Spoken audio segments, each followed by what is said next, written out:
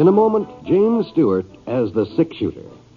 Tomorrow night here on NBC, there's a complete lineup of both music and laughter for you. On the musical side, there's the Dinah Shore Show, followed by Songs with Sinatra. For humor, the Bob Hope Show, followed by the Phil Harris Alice Faye Show. Then comes Can You Top This? And your nightly visit with Fibber McGee and Molly. A great Friday night lineup of programs, all of them heard only on NBC. James Stewart as the six-shooter.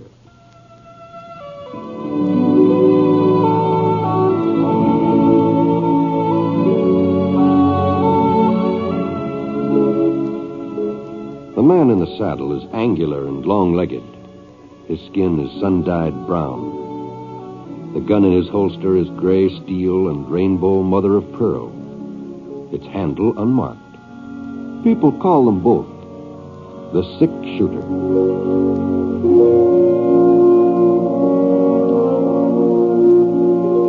The NBC Radio Network presents James Stewart as the six-shooter, a transcribed series of radio dramas based on the life of Britt Ponset, the Texas plainsman who wandered through the Western Territories, leaving behind a trail of still-remembered legends.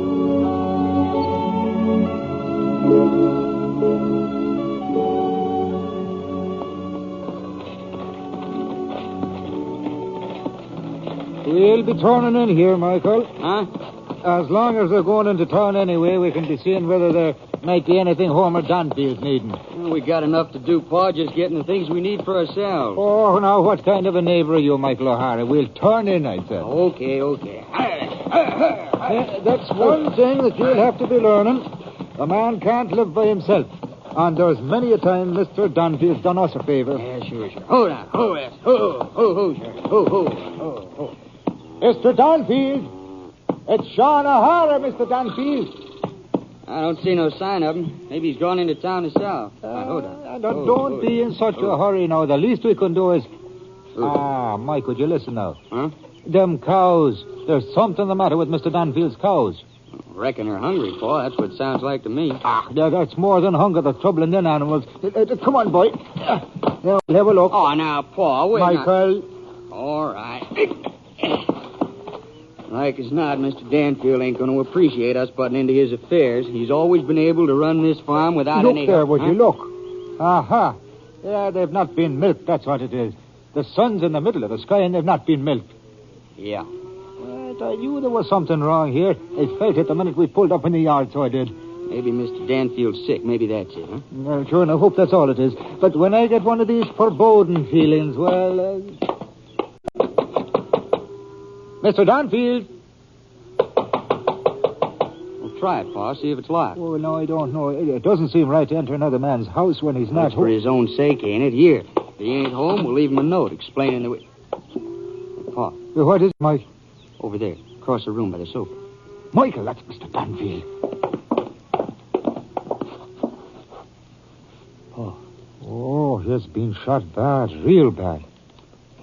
But there's the spark of life left into him. Would you get the doctor, Michael, as fast as you can, and I'll stay here till you come back. Sure, Pa, sure. And the sheriff, too, the sheriff. You best bring the sheriff. Yeah, Pa. That poor Mr. Danfield.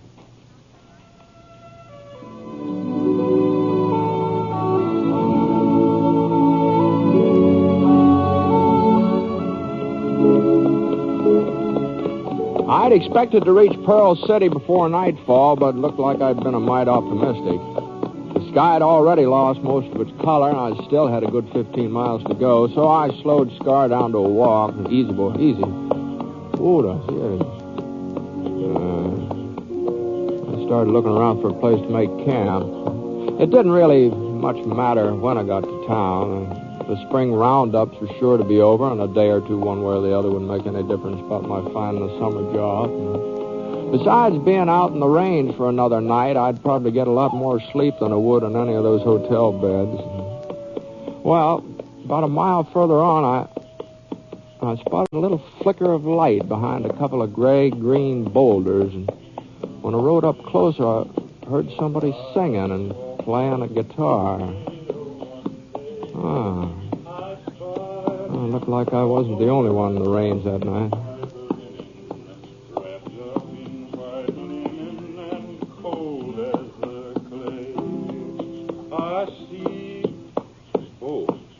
Howdy. Howdy.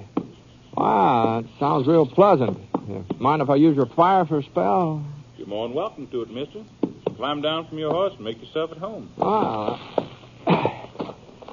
Thanks very much. I'm heating up some beans. There's plenty for both of us. Well, that's mighty considerate of you, but I've got some grub of my own here. Well, there's no point in wasting it, is there? Like I said, I got more than enough here. That is, if you don't mind eating beans. No, I reckon that's what I'm carrying, too.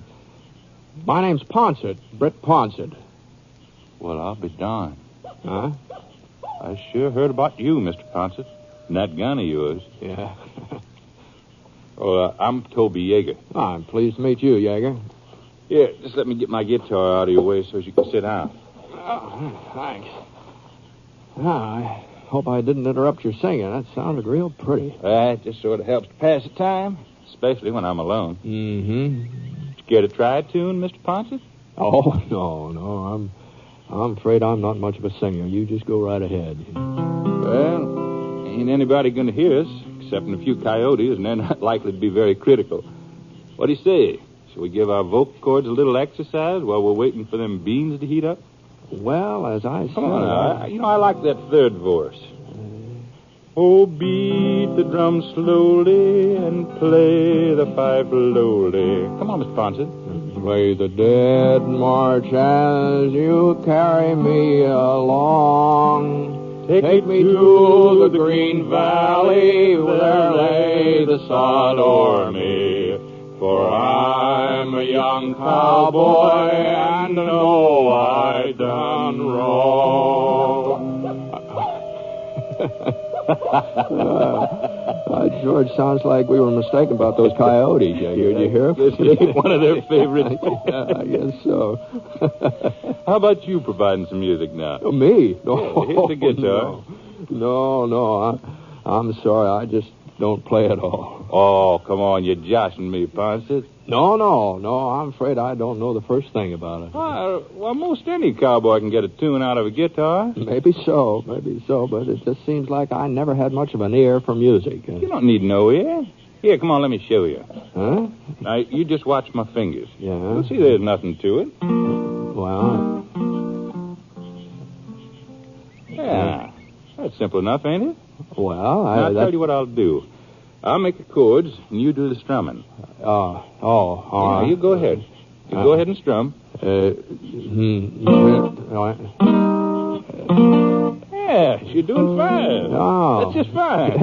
The strumming part's a little easier than the chording, though, isn't it? It's all easy once you get the hang of it. Now, give me your left hand. How's that? Your left hand. I'll put your fingers where they belong for the first chord. I see now. Here. There. Okay, strum. Well, let's see. All right. Here's the next chord.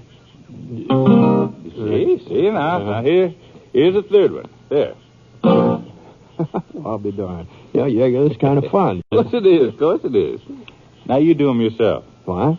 Those three chords I just taught you. Oh, you mean you do them all alone? Yeah, sure. Well,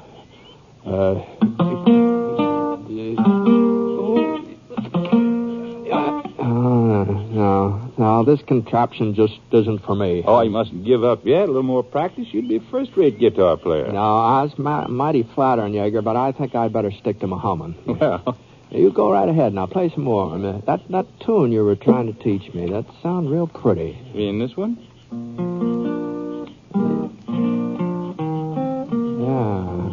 Yeah. I don't think I've ever heard that before, have I? Oh, it's brand new.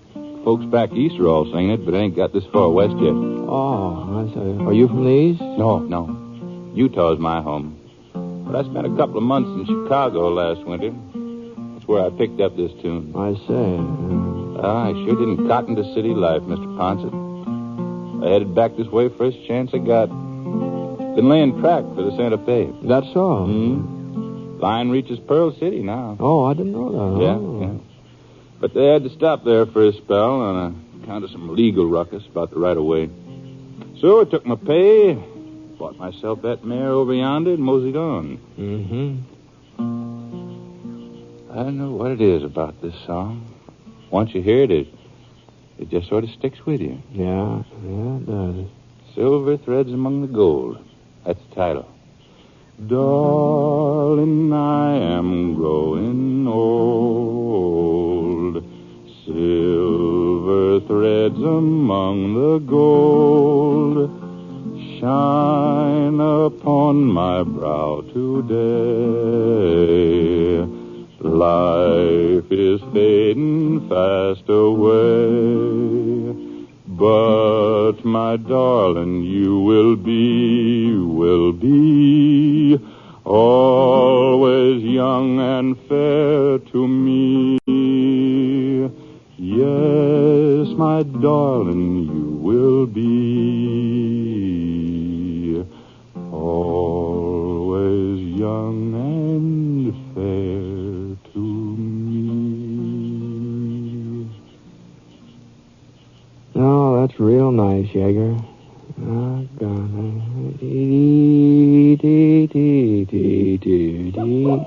Uh-oh. Oh, there they are again. It's got some more verses, but that's the only one I can remember. Do you care to join in? No. I think I've bothered the coyotes enough for one evening. Well, it looks like them beans are getting hot. Suppose we can interrupt our concert until after supper. Probably sound better on a full stomach anyhow. No, I don't know, Jaeger. In my case, I reckon it wouldn't make much difference.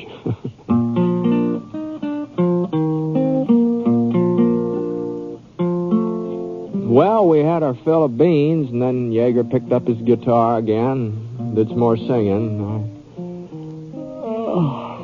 What with the music and all, I felt kind of sleepy, so I spread out my bedroll. And the last thing I remember is hearing that guitar as I dropped off.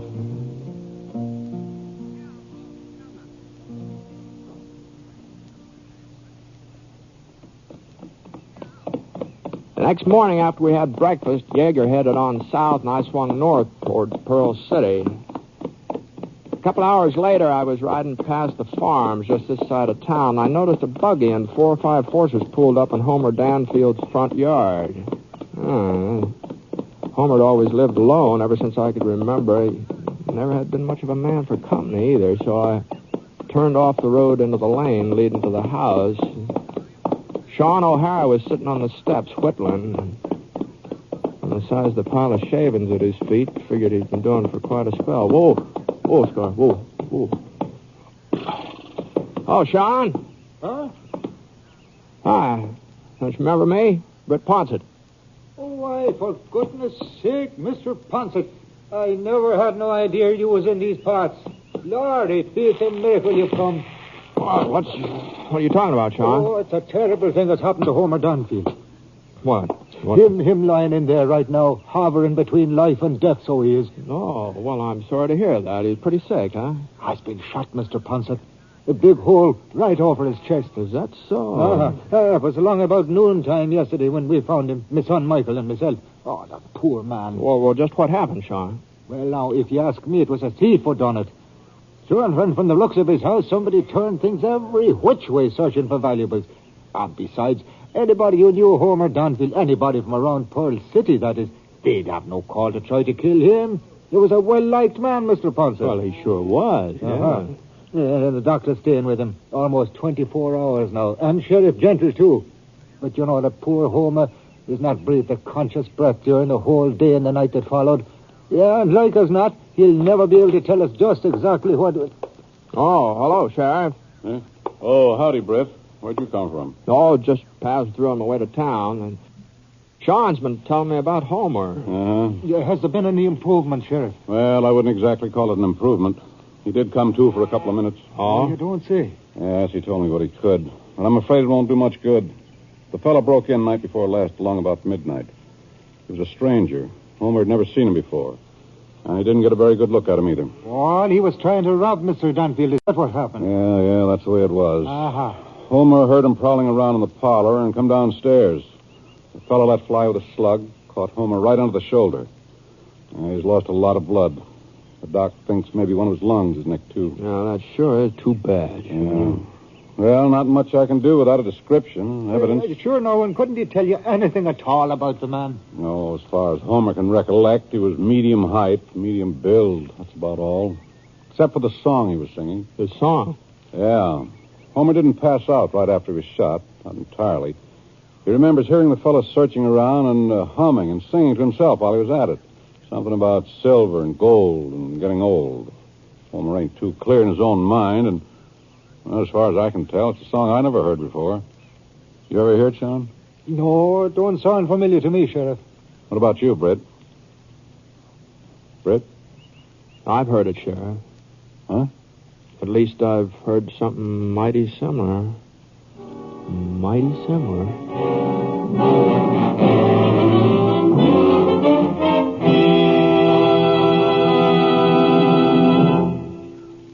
We'll return to James Stewart as the 6-shooter in just a moment.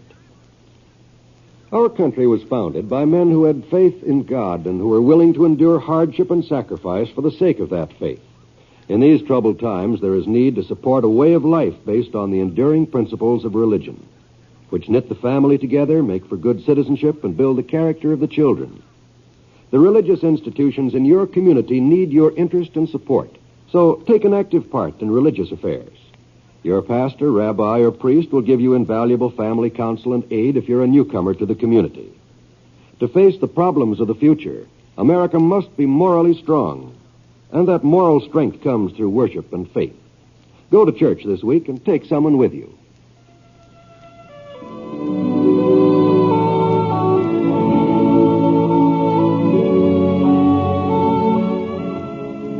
Now, Act 2 of The 6-Shooter, starring James Stewart as Britt Ponset.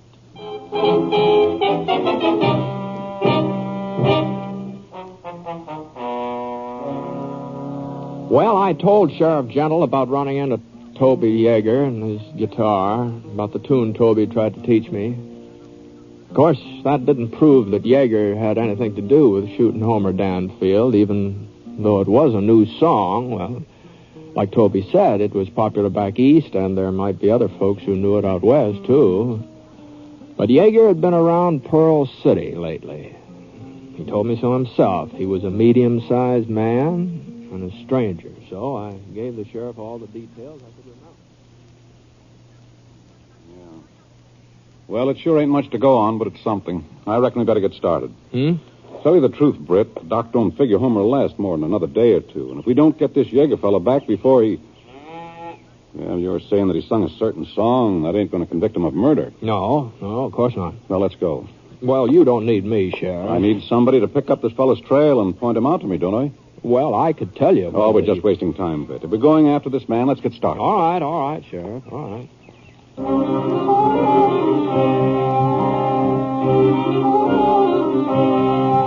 It took us a couple hours to ride back to the place where Yeager and I had camped for the night.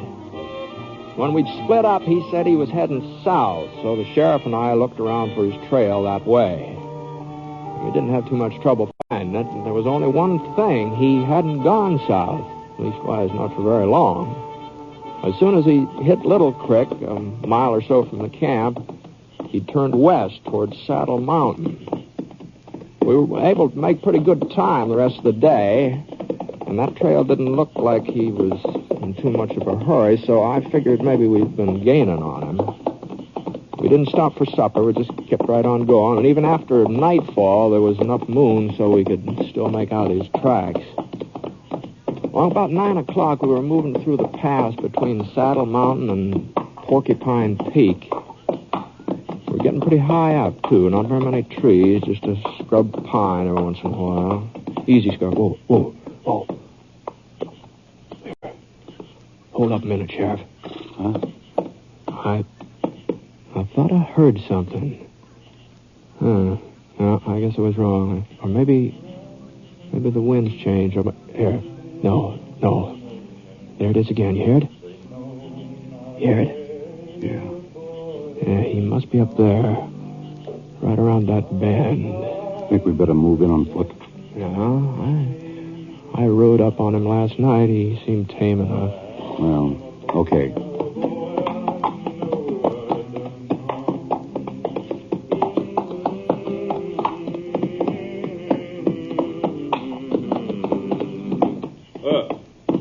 Where'd you walk?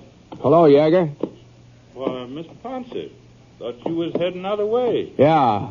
I sort of changed my mind. Come back for another guitar lesson, huh? No, not exactly. Jaeger, this is Cleet Gentle from Pearl City. Howdy, Mr. Gentle. You two never met up before, Jaeger, while you were working in Pearl City. No? No, not that I recollect. Why? Mr. Gentle's the sheriff there. Sheriff? That's right.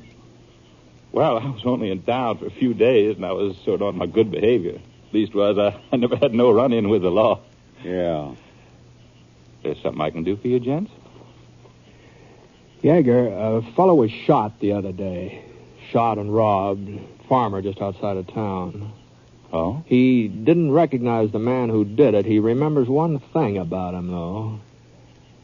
A song he was singing. Well, I reckon I ain't the only man that gives out with a song once in a while, am I? No. No, but this particular song, well, it's the one you played for me last night.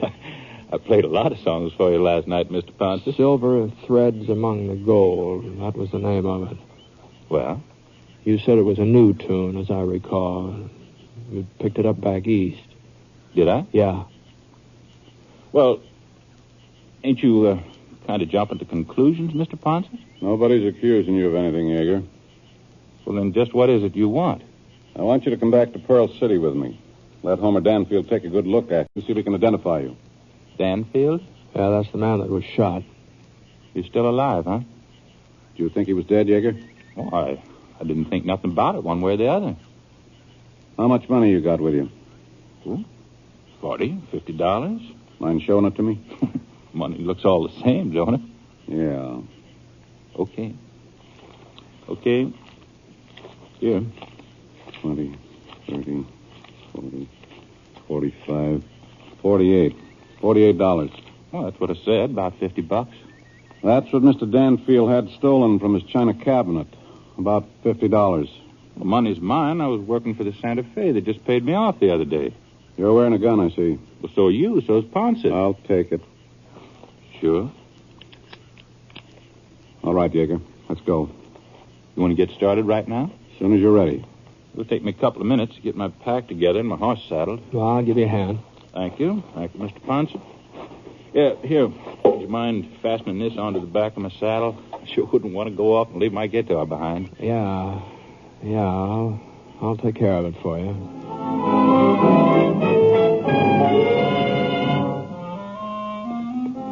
Well, we rode all night, the three of us. Nobody did much talking, but every once in a while, Jaeger had let loose with some humming, some singing. He sure didn't seem very worried about what had happened when he came face to face with Danfield. I couldn't make up my mind. Maybe it was just that he had a clear conscience, or maybe he was putting up a good front for our benefit. Anyway, along about 6 o'clock in the morning, we were riding past the O'Hara farm. That meant we were almost there. Danfield's place would be next. Sean O'Hara came running out of the barn carrying a pail of milk, and when he saw us, he set the milk down and gave a holler. Hey, Sheriff Jenkins, hold up a minute, Sheriff. Oh, no. Whoa there. Whoa. Oh, Scar. Morning, Sean. So you found the fellow you were looking for, I take it. Yeah, we found him. Well, it's sure too bad you went to all this trouble. All right. What do you mean?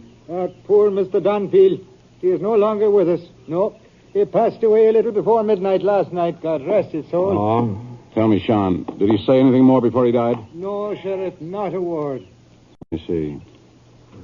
Well, looks like you won't have no more use for me, Sheriff. You ain't going to prefer charges of murder just on account of the song I happen to sing to Ponset, are you? Well, I guess he's right, Sheriff. yeah. All right, Jaeger. Here's your money and your gun. Thank you. Well, so long, gents. Come on, boy. Jaeger. Yeah? I don't know whether you had anything to do with this or not. I guess nobody will ever know for certain, except you. I guess that's so.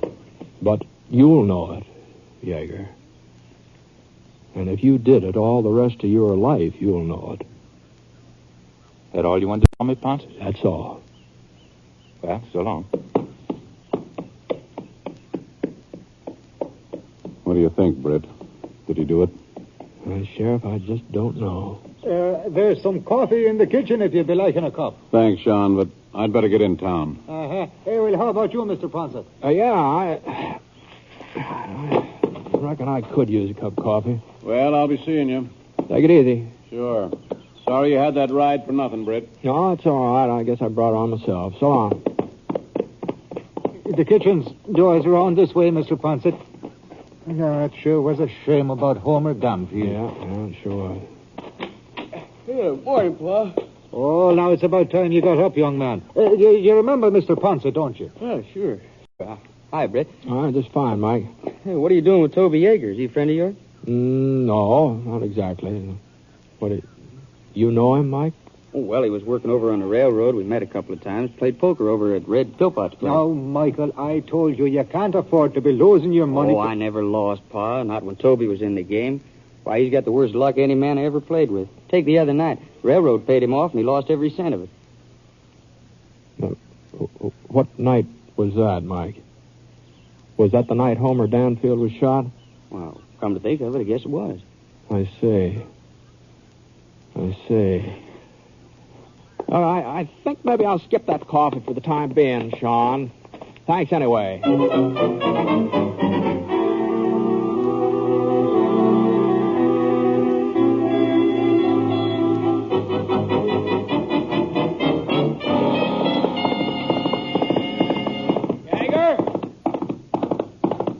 Yeager? Huh? Oh. What is it now, Ponset? Let you and me go into town, huh? What for? Easy going, easy. That $48 you're carrying, that isn't Santa Fe money. What do you mean? You lost your pay the other night in a poker game, all of it.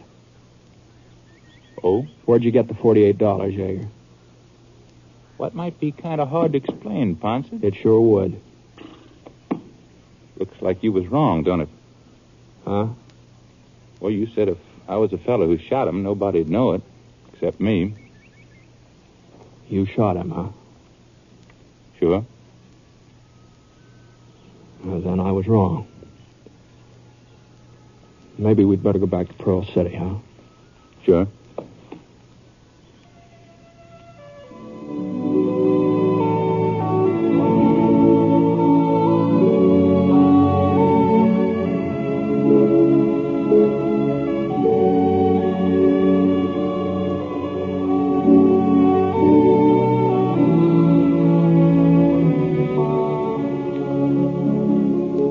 The Six-Shooter is a transcribed NBC Radio Network production in association with Review Productions. It is based on a character created by Frank Burt and is written by him. Mr. Stewart may currently be seen in the Universal International picture, The Glenn Miller Story. Others in the cast were Ben Wright, Bert Holland, Will Wright, and Barney Phillips, who played Toby. The guitarist was Bob Bain. Special music for this program was by Basil Adlam, and the entire production is under the direction of Jack Johnstone. All characters and incidents were fictitious, and any resemblance to actual characters or incidents is purely coincidental. Oh, by the way, you'll be interested in knowing that the Six-Shooter has been chosen for broadcast to our men overseas through the facilities of the Armed Forces Radio Services. This is John Wall speaking.